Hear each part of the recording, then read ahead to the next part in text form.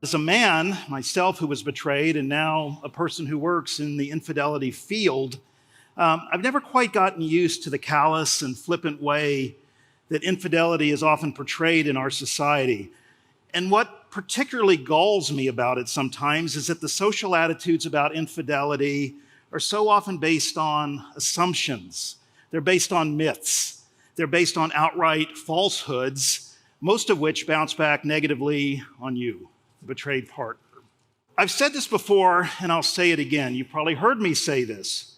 You were not the cause of your mate's bad behavior. Do I need to say that again?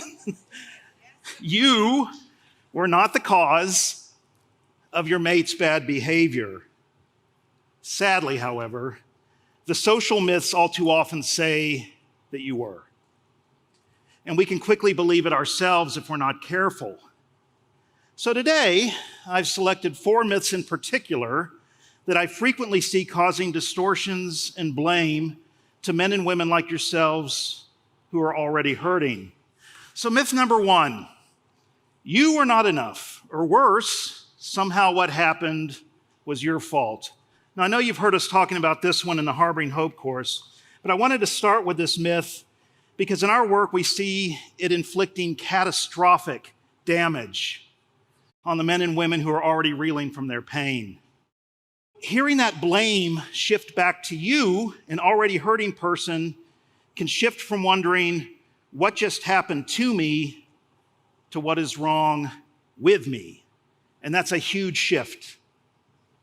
This is a wound that probably causes me more concern than just about any other as an advocate for betrayed spouses, because it can erode our sense of worthiness, it can erode and be an assault on our very identity itself. Myth number 2, where there is infidelity, a man is either the perpetrator or at least the cause. Hardly a day goes by in my daily counseling life where a guy who suffered through either betrayal or in many cases childhood sexual abuse at the hands of a female is not sitting in my office. But men don't have a ready Me Too movement. There's frequently no easy way for them to come forward. There's often nobody to listen. There's no readily available support groups. And in many cases, there's an assumption of weakness and plenty of scorn for the guy who's been cheated on. So while I cannot single-handedly undo this imbalance in social assumptions about gender and betrayal, what I can do is at least lift my voice to all you guys who showed up as husbands, as fathers, as loyal partners, men who handled their business with dignity and honor. Myth number 3, cheating can be a healthy part of a person's sexual exploration or even their personal growth.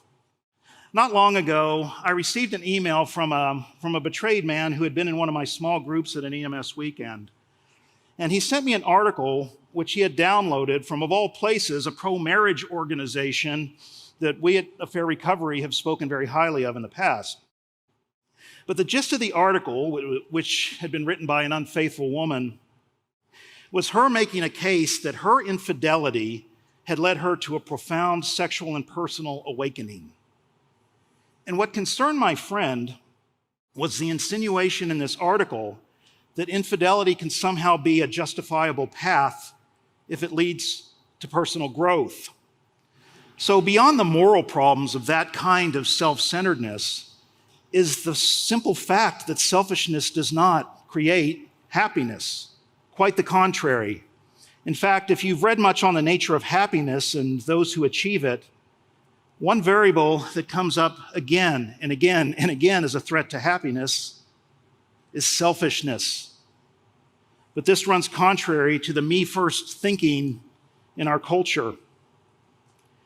Many of the men and women with whom I have worked who cheated on their spouses came to see this period of their lives as one of the darkest chapters in their entire existence. The freedom and expression they sought or thought they were after only brought suffering, not just to you, their mates, but also to themselves. I believe that one of the hallmarks of mature love is that love always acts in the best interest of the other. Myth number 4, you are a victim. Now, this is a little bit trickier one, and I'm going to dovetail a little bit on what Rick was talking about earlier. I could spend a whole weekend talking about the different angles of this myth, but since I only have a few minutes, I'll try to characterize what I mean in just a few words. And from this standpoint, I could say that every one of you has been victimized by something very painful. But with that, it doesn't mean that you have to remain a victim. And what I mean by this is that victimhood, that is somehow defining ourselves from a victim status, at some point becomes a choice.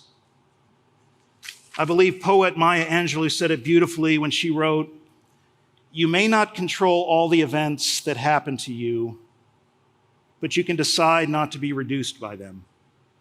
Certainly, you have to take the time to work through the pain and emotions that the betrayal has cost you. But whether we allow ourselves to be forever defined by it, it is completely up to us. And for this reason, I do not consider myself a betrayed man. I consider myself a man who was once betrayed. And what I mean by this is that I refuse to put a victim adjective on my masculinity, on my sexuality, and most importantly, on my identity. The name of this conference is Hope Rising. That's a wonderful starting point. But I pray the reality in your lives will extend beyond hope to realization of a redeemed and fulfilling life.